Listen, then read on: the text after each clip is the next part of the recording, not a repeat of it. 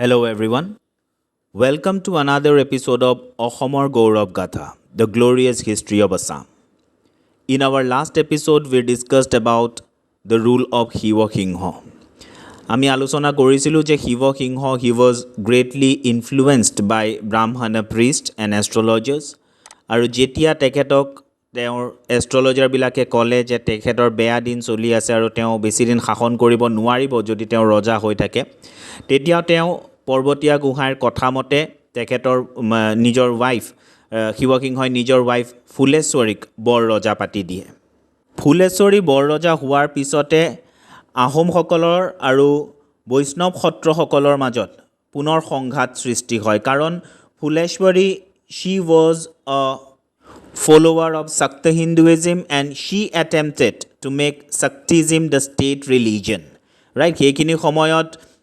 এই সত্ৰসমূহৰ যোনবিলাক বৈষ্ণৱ ধৰ্ম যোনটো প্ৰচাৰ কৰিছিলে সেইটোৱেই পপুলাৰ আছিলে কিন্তু বৰ ৰজা ফুলেশ্বৰীয়ে সেইটো ছাপ্ৰেছ কৰি পেলাই শাক্তিজিমটো শাক্ত ধৰ্মটোক ষ্টেট ৰিলিজন কৰিব বিচাৰিছিলে আমি আলোচনা কৰিলোঁ কিদৰে ফুলেশ্বৰীয়ে যোনবিলাক শূদ্ৰ মহন্তজ আছিলে তেওঁলোকক দুৰ্গা পূজালৈ মাতি পেলাই তেওঁলোকক অপমান কৰিছিলে বা তেওঁলোকক বাধ্য কৰিছিলে দুৰ্গাৰ মূৰ্তিৰ সন্মুখত মূৰ দুৱাবলৈ প্ৰসাদ খাবলৈ নিৰ্মালি ল'বৰ কাৰণে ৰাইট আৰু যোনবিলাক মায়ামৰা সত্ৰৰ যোনবিলাক মহন্ত আছিলে তেওঁলোকে এই যে ইনচাল্টটো এইটো বহুত চিৰিয়াছলি ল'লে আৰু তেওঁলোকে ক'লে যে এই অপমান কেতিয়াও পাহৰা নহ'ব আৰু কেতিয়াও ক্ষমা কৰা নহ'ব now after the death of Phuleshwari in 1731 King Shiva Singha, he married her sister Draupadi and made her বৰ ৰজা কিন্তু দ্ৰৌপদীৰ মৃত্যু হৈ যায় 1738 and she was succeeded as বৰ ৰজা by another wife of Shiva Singha named Anadori, right, who was later named as Sarveshwari, সৰ্বেশ্বৰী বুলি পিছত তেওঁৰ নামকৰণ কৰা হয় এতিয়া শিৱ সিংহৰ পিছত কি হ'ল শিৱ সিংহৰ মৃত্যুৰ পিছত কি হ'ল তাৰ বিষয়ে আমি আজিৰ এপিছডটোত আলোচনা কৰিম right So Shiva Singha, he died in 1744 AD and he was succeeded by Pramotta Singha. Now Pramotta Singha, he ruled from 1744 to 1751. So as you can see, he did not rule for a very long time. আৰু আমাৰ কাৰণেও প্ৰমত্ত সিংহৰ শাসনকালটো বহুত বেছি important নহয় চ' তেওঁৰ শাসনকালৰ কেইটামান মন কৰিবলগীয়া কথা আমি জাষ্ট ইয়াতে চাই লওঁ that he rebuilt Rang Ghar right Rang Ghar আজি আমি যোনটো ৰংঘৰ দেখিবলৈ পাওঁ সেই ৰংঘৰটো প্ৰমত্ত সিংহৰ শাসনকালত নিৰ্মাণ কৰা হৈছিলে একচুৱেলি ৰংঘৰটো কাঠ আৰু বাঁহেৰে নিৰ্মাণ কৰা হৈছিলে ৰুদ্ৰ সিংহৰ দিনতেই কিন্তু পিছত আজি যোনটো ৰূপত আমি ৰংঘৰ দেখা পাওঁ সেই ৰংঘৰটো প্ৰমত্ত সিংহৰ শাসনকালত নিৰ্মাণ কৰা হৈছিলে he also' built Singhadwar at Gargaon Sukleswar and Rudreswar মন্দিৰ at Guwahati etcetera right so' তেখেতৰ টাইমত এইবোৰ নিৰ্মাণ কৰা হৈছিলে নাও প্ৰমত্ত সিংহৰ মৃত্যু হয় 1751 এণ্ড হি ৱাজ ছাকচিডেড বাই ৰাজেশ্বৰ সিংহ নাও ৰাজেশ্বৰ সিংহ ৰজা হোৱাৰ পিছত সেই এই মণিপুৰৰ ৰজা সেইখিনি সময়ত আছিলে জয়সিংহ আৰু মণিপুৰত তেতিয়া বাৰ্মিজসকলে বহুত আক্ৰমণ কৰি আছিলে সময়ে সময়ে বাৰ্মিজ ইনভেজন হৈ আছিলে মণিপুৰত সময়ে সময়ে আৰু সেই ইনভেজনটো ৰুট কৰিবৰ কাৰণে বাৰ্মিজ আৰ্মিক বাধা দিবৰ কাৰণে মণিপুৰৰ ৰজাই আহোমসকলৰ সহায় বিচাৰে আৰু আহোম ৰজা ৰাজেশ্বৰ সিংহয়ো সহায় কৰিবলৈ মান্তি হয় তেখেতেও নিজৰ আৰ্মি পঠিয়াই মণিপুৰলৈ চ' ডেট মণিপুৰৰ ৰজা জয়সিংহক সহায় কৰিব পাৰে এগেইনষ্ট দ্য বাৰ্মিজ ৰাইট এই যে মণিপুৰলৈ যায় আহোম আৰ্মি তেওঁলোক বহুত জংঘলৰ মাজেৰে যাবলগীয়া হৈছিলে জংঘল কাটি বাট বনাই তেনেকৈ তেওঁলোক আগবাঢ়িবলগীয়া হৈছিলে ৰাইট আৰু এই এক্সপেডিশ্যনটোক সেইকাৰণে আমাৰ আসাম হিষ্ট্ৰীত লতা কটা ৰণ বুলিও কোৱা হয় ৰাইট এইটোক লতা কটা ৰণ বুলিও লিখা হয় লতা মানে ক্ৰিপাৰ্ছ ৰাইট চ' বহুত ক্ৰিপাৰ্ছ কাটি পেলাই লতাবিলাক কাটি পেলাই তেওঁলোকে ৰাস্তা বনাই আগবাঢ়িবলগীয়া হৈছিল গতিকে ইয়াক লতা কটা ৰণ বুলিও কোৱা হয় এতিয়া ৰাজেশ্বৰ সিংহই যে এই সহায় আগবঢ়ালে মণিপুৰীৰ ৰজাক তাৰ বিনিময়ত the Manipuri king he gave his daughter Kuranganayani in marriage with Rajeswar Singha right ত' ৰাজেশ্বৰ সিংহৰ এগৰাকী মণিপুৰী কুইন আছিলে যাৰ নাম আছিলে কুৰংগ নায়ানী আৰু আমি ৰাজেশ্বৰ সিংহৰ সময়ৰ যদি আৰ্কিটেকচাৰৰ কথা কওঁ তেনেহ'লে he build Kareng Ghar then Vashistha আশ্ৰম নৱগ্ৰহ মন্দিৰ চিত্ৰাচল মন্দিৰ, হৰগৌৰী দেৱালয় আৰু তলাতল ঘৰ. These are some of the examples of architectures during the rule of Rajeswar সিংহ. এতিয়া ৰাজেশ্বৰ সিংহৰ শাসনকালতে এজন মিনিষ্টাৰ বহুত বেছি পাৱাৰত আহি যায় আৰু তেখেত হৈছে Kirtichandra Borbarua. So let's have a look at the rise of Kirtichandra Borborua. Towards the end of the rule of Rajeshwar Singha,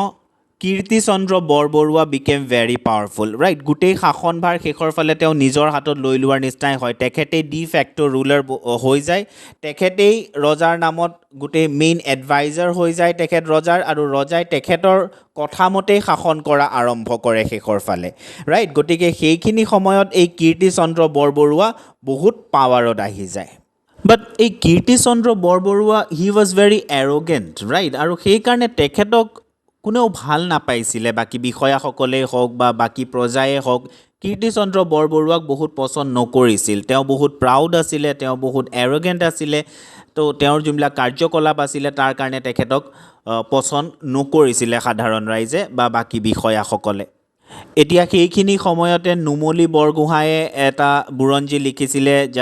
যাৰ নাম আছিলে চকৰি ফেটি বুৰঞ্জী. কোৱা হয় যে এই বুৰঞ্জীত কীৰ্তিচন্দ্ৰ বৰবৰুৱাৰ ফেমিলিৰ বিষয়ে কিছুমান নেগেটিভ কথা লিখা আছিলে. তেওঁলোক ক'ৰ পৰা আহিছিলে, কেনেকৈ আহিছিলে, তো কিছুমান মানে নেগেটিভ কথা কীৰ্তিচন্দ্ৰ বৰবৰুৱাৰ ফেমিলিটোৰ বিষয়ে লিখা হৈছিল বুলি কোৱা হয় এই নুমলী বৰগোহাঁয়ে যোনটো বুৰঞ্জী লিখিছিলে তাতে. সেইকাৰণে কীৰ্তিচন্দ্ৰ বৰবৰুৱাই এই গোটেই নুমলী বৰগোহাঁয়ে লিখা বুৰঞ্জী গোটেই ধ্বংস কৰি দিয়ে, ৰাইট? আৰু এইটো আছাম হিষ্ট্ৰীত এটা বহুত ডাঙৰ লোকচান এটা বুৰঞ্জী আমি যোনটো পালোঁ হয়, সেইটো যদি কীৰ্তিচন্দ্ৰ বৰবৰুৱাই সেইটো যদি ধ্বংস কৰি নিদিলে হয়, আমি হয়তো আৰু কিছুমান তথ্য পাব পাৰিলোঁ হয়. তো এইবিলাক কাৰ্যকলাপৰ কাৰণেই Kirtichandra Borbarua was not very popular, right? He was quite unpopular.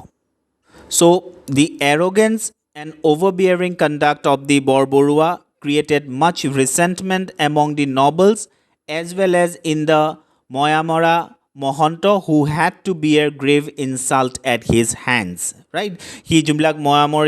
ময়ামৰা সত্ৰ আছিলে সেই সত্ৰৰ যোনবিলাক ফলোৱাৰ্ছ আছিলে সেই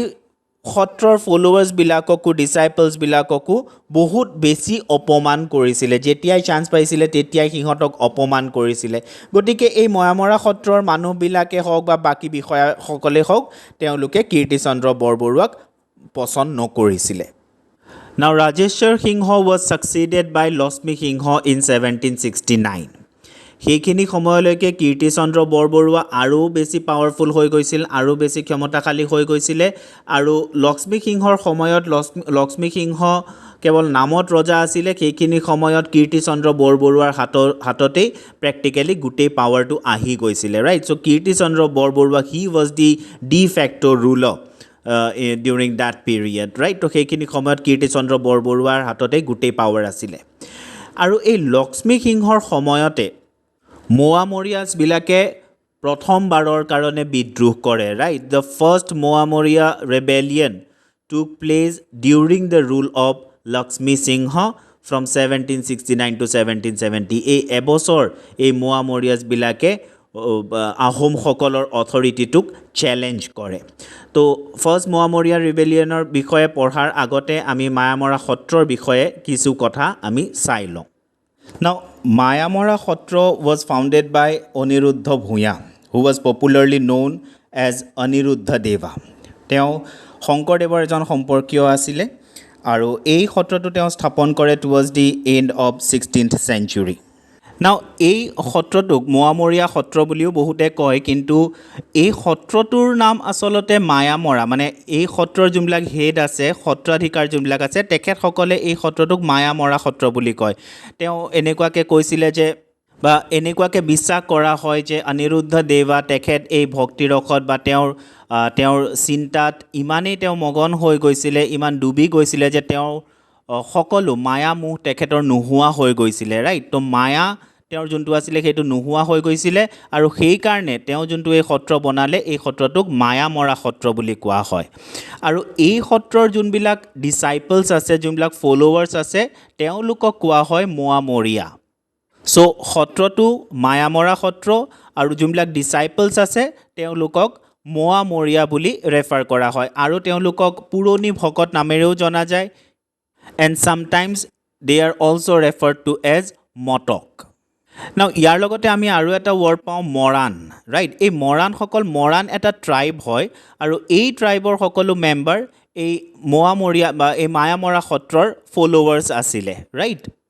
Now, these Satra freely admitted converts from the backward or depressed classes of the society and placed them on an equal footing with the caste Hindus like the Brahmanas. এই সত্ৰটোত বেলেগ যোনবিলাক so called low caste বা depressed ক্লাছৰ যোনবিলাক মানুহ আছিলে backward ক্লাছৰ যোনবিলাক আছিলে সকলোৱে শৰণ ল'ব পাৰিছিলে আৰু সকলোকে আদৰি লোৱা হৈছিলে এই সত্ৰটোত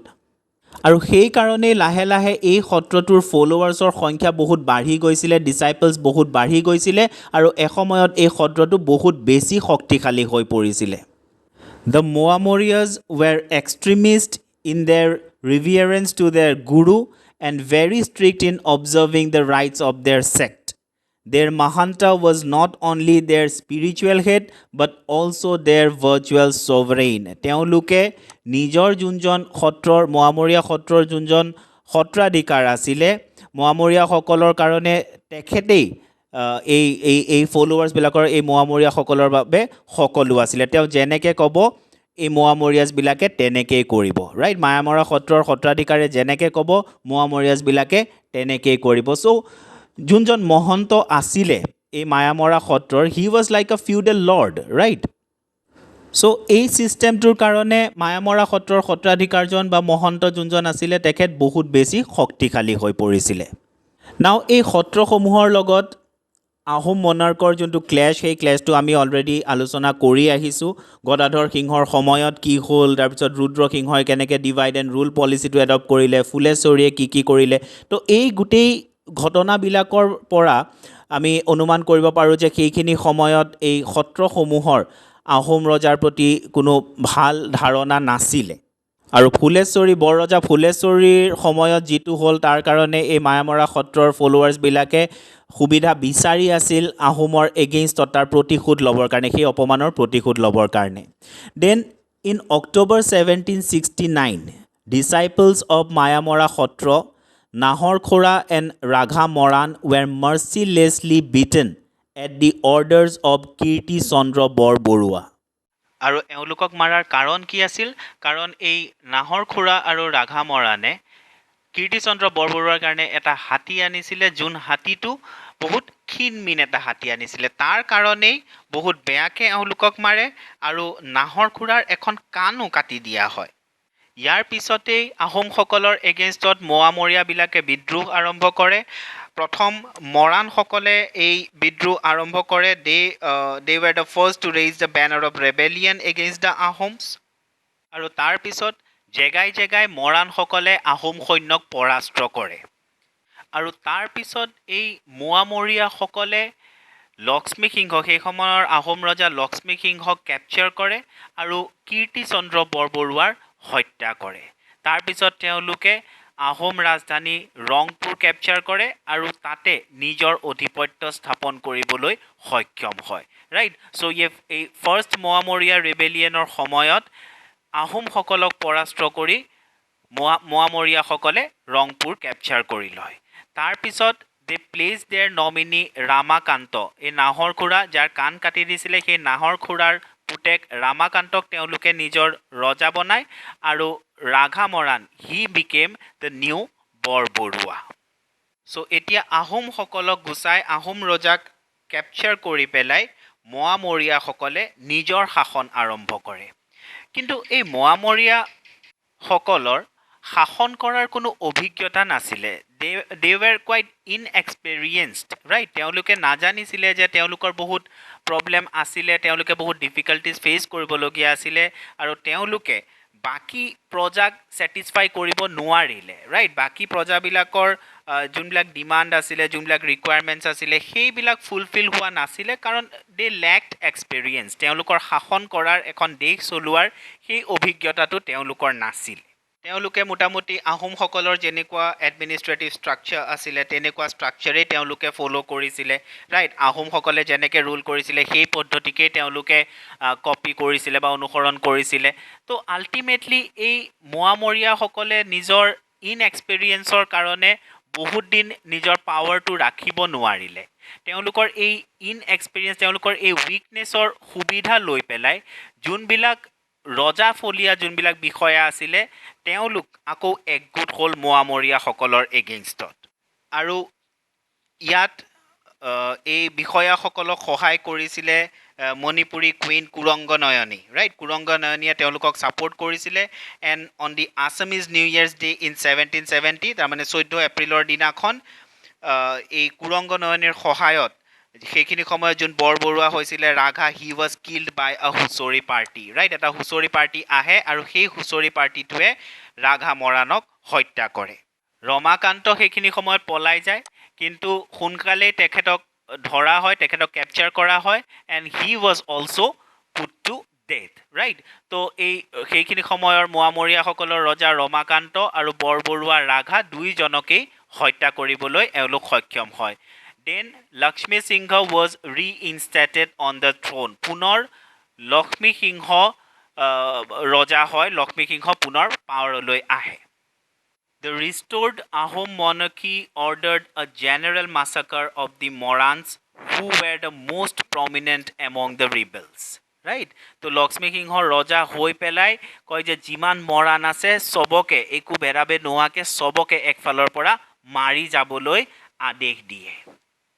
and the Mayamara Mohant and his son were arrested. Right? Moamoria সত্ৰৰ যোন সত্ৰাধিকাৰ আছিলে আৰু তেওঁৰ পুতেকক এৰেষ্ট কৰি লোৱা হয় 14 বছৰ এই মায়ামৰা সত্ৰ কোনো সত্ৰাধিকাৰ নোহোৱাকৈ থাকি যায় তো বহুত এটা ৰুথলেছ পলিচি এডপ্ট কৰে লক্ষ্মী সিংহই পুনৰবাৰ ৰজা হোৱাৰ পিছত পুনৰ শাসনভাৰ গ্ৰহণ কৰাৰ পিছত এই মোৱামৰীয়াসকলৰ এগেইনষ্টত বহুত এটা হাৰ্শ এটা পলিচি তেওঁ এডপ্ট কৰে চ' such a ruthless policy of repression brought fresh troubles for the Ahom government. Moran survivors considered it to be a sacred duty to avenge the death of their brothers who had perished by the sword of the Ahoms. গতিকে এটা প্ৰতিশোধৰ ভাৱ মৰাণসকলৰ মাজত আহি গৈছিলে কাৰণ যেতিয়া লক্ষ্মী সিংহ পুনৰবাৰ ৰজা হয় তেওঁ আদেশ দিয়ে যে যিমান মৰাণ আছে সবকে মাৰি পেলাবলৈ তো এই ইমান যে মৰাণ মানুহক মাৰি পেলোৱা হৈছিল সেইখিনি সময়ত তাৰ ফলত মৰাণসকল তথা মোৱামৰীয়াসকলৰ মনত এটা প্ৰতিশোধৰ ভাৱ আহি গৈছিলে তেওঁলোকে এতিয়া সুবিধা বিচাৰি আছিলে যে কেনেকৈ আহোমসকলৰ ওপৰত প্ৰতিশোধ ল'ব পৰা যায় then Lakshmi Singha he died in 1780 and he was succeeded by Gaurinath Singha. In April 1782, when the king had just finished the celebration of the coronation ceremony at Gorgaon, the insurgents entered the place campus in disguise and set fire to the coronation hall. Right? ৰজা হোৱাৰ ঠিক 2 বছৰ পিছতে coronation ceremony-টো হৈ যোৱাৰ just celebration-টো শেষ হোৱাৰ সময়তে এই মোৱামৰীয়াসকল তেওঁলোক বেশ ধৰি পেলাই তেওঁলোক পেলেচত ৰাজপ্ৰসাদত সোমাই যায় আৰু এই কৰনেশ্যন হলটোত জুই লগাই দিয়ে ইয়াৰ পিছত গৌৰীনাথ সিংহৰ তেখেতৰ বহুত খং উঠে and he was also' against these Moamorias he adopted the same policy as followed by his father so' this Gaurinath Singha he promulgated an order that the Moamorias should be killed without discrimination. Jote Moamoria dekha pua jay, tate maribor karone order diye Gaurinath Singha. According to the estimate of a recent head of the Moamoria Mayamora Khotro, তেওঁৰ estimate মতে এজন recent যোন সত্ৰাধিকাৰ তেখেতৰ মতে মোটামুটি 7 লাখ মোৱামৰীয়া মাৰি পেলোৱা হৈছিলে সেইখিনি সময়ত ৰাইট মণিৰাম দেৱানেও লিখিছিলে in 1838 the water of the rivers could not be drunk and the people could not walk along the roads even the water and fish of the Brahmaputra became tainted with the stinking smell of the corpses ইমানেই মানুহ মৰা হৈছিলে হত্যা কৰা হৈছিলে সেইখিনি সময়ত যে মানুহে ৰাস্তাৰে খোজ কাঢ়িব নোৱাৰিছিলে মানুহে নদীৰ পানী খাব নোৱাৰিছিলে ব্ৰহ্মপুত্ৰৰ পানীওটো সেইখিনি সময়ত এই মৰাশবিলাকৰ গোন্ধ পোৱা গৈছিলে গতিকে it was a reign of terror at that time right তো বহুত মোৱামৰীয়াক সেইখিনি সময়ত একেলগে মাৰি পেলোৱা হৈছিলে গৌৰীনাথ সিংহৰ আদেশত and this inhuman recourse further aggravated the situation. The Moamorias attacked Ahom capital. Moamoria বিলাকৰ যেতিয়া এনেকে তেওঁলোকৰ হত্যা কৰা হ'ল তেতিয়া মোৱামৰীয়া বিলাকে আকৌ আহোম ক্যাপিটেল এটেক কৰিলে আৰু এইবাৰ গৌৰীনাথ সিংহই ভয় খাই পেলাই তেওঁ গুৱাহাটীলৈ পলাই গ'ল তেওঁৰ যোনবিলাক ইম্পৰ্টেণ্ট অফিচাৰ্ছ আছিলে সবকে লগত লৈ পেলাই গৌৰীনাথ সিংহ গুৱাহাটীলৈ পলাই যায় আৰু ৰাজধানীখন পূৰ্ণানন্দ বুঢ়াগোহাঁইৰ চাৰ্জত তেওঁ ৰাখি যায় ৰাইট পূৰ্ণানন্দ বুঢ়াগোহাঁইক দায়িত্ব দিয়ে ৰাজধানীখন বচাই ৰখাৰ মোৱামৰীয়াসকলৰ পৰা আৰু নিজে তেওঁ গুৱাহাটীলৈ পলাই গুচি যায় এতিয়া পূৰ্ণানন্দ বুঢ়াগোহাঁয়ে যিমান দিন পাৰে সিমান দিন মোৱামৰীয়াসকলক বাধা দিয়ে কিন্তু তেওঁ বেছি দিন ৰাজধানীখন প্ৰটেক্ট কৰি ৰাখিব নোৱাৰে ডিফেণ্ড কৰিব নোৱাৰে and ultimately he had to give in আৰু মোৱামৰীয়াবিলাক পুনৰ আহি তাতে নিজৰ অধিপত্য স্থাপন কৰিবলৈ ধৰে এতিয়া গৌৰীনাথ সিংহ being unable to bring the situation under control with his own arms, he wrote to Lord Cornwallis, the Governor General, asking for military assistance and undertaking to pay for the troops that might be sent for the purpose. Gourinath সিংহই গম পালে যে নিজৰ army দি পেলাই আহোম আৰ্মিৰে তেওঁ এই Moamoria বিদ্ৰোহটো suppress কৰিব নোৱাৰিব গতিকে তেওঁ সেইখিনি সময়ৰ গভৰ্ণৰ জেনেৰেল যোন আছিলে ব্ৰিটিছসকলৰ লৰ্ড কৰ্ণৱালিছ তেখেতক ৰিকুৱেষ্ট কৰে তেখেতৰ পৰা সহায় বিচাৰে তেখেতে তেওঁলোকৰ পৰা মিলিটাৰী এছিষ্টেন্স বিচাৰে আৰু কয় যে যদি মিলিটাৰী ট্ৰুপছ ইয়াতে আহে তাৰ কাৰণে যি খৰচ কৰিব লাগে যি পইচা পে কৰিবলগীয়া হয় সেইটো তেখেতে কৰি দিব আৰু ব্ৰিটিছসকলেতো চান্স বিচাৰিয়ে আছিলে যে কেনেকৈ এই অসমৰ এই ফ্ৰণ্টিয়াৰ ৰিজনটো তেওঁলোকে এক্সপ্ল'ৰ কৰিব পাৰে যদিও সেইখিনি সময়ত লৰ্ড কৰ্ণৱালিছে ইমিডিয়েটলি এগ্ৰি কৰা নাছিলে কিন্তু পিছত তেওঁ ভাবিলে যে যদি অসমৰ ৰজাই নিজে ইনভাইট কৰিছে তেনেহ'লে আৰ্মি পঠোৱাত কোনো প্ৰব্লেম নাই তেখেতে পঠিয়াব পাৰে যদিও সেইখিনি সময়ত পলিচি অফ নন ইণ্টাৰভেনশ্যনটো তেওঁলোকে ফ'ল' কৰাৰ কথা আছিল যে আননেচেচাৰিলি কোনো ষ্টেটৰ ইণ্টাৰনেল পলিটিক্সত তেওঁলোক ইনভলভ নহওঁ বুলি কৈছিলে কিন্তু লৰ্ড কৰ্ণৱালিছে যেতিয়া ক'লে যে যিহেতু অসমৰ ৰজাই নিজে মাতিছে গতিকে তাতে যোৱাত কোনো আপত্তি নাই accordingly 360 sepoys under Captain Welsh reached Goalpara on November 2, 1792. গতিকে এই মোৱামৰীয়াসকলে যি বিদ্ৰোহ কৰে তাৰ ফলতেই এই ব্ৰিটিছ আৰ্মি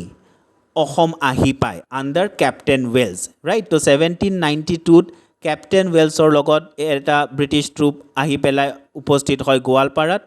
আৰু ব্ৰিটিছসকলে সহজতেই এই মোৱামৰীয়াসকলৰ বিদ্ৰোহটো ছাপ্ৰেছ কৰিবৰ কাৰণে সক্ষম হয় the revolt was suppressed and Gaurinath Singha was reinstated on the throne তাৰপিছত কিছুদিন ব্ৰিটিছ আৰ্মি অসমত থাকে কিন্তু 1795ত থমাছ ৱেলছক নিজৰ আৰ্মিটো লৈ পেলাই পুনৰ বেংগললৈ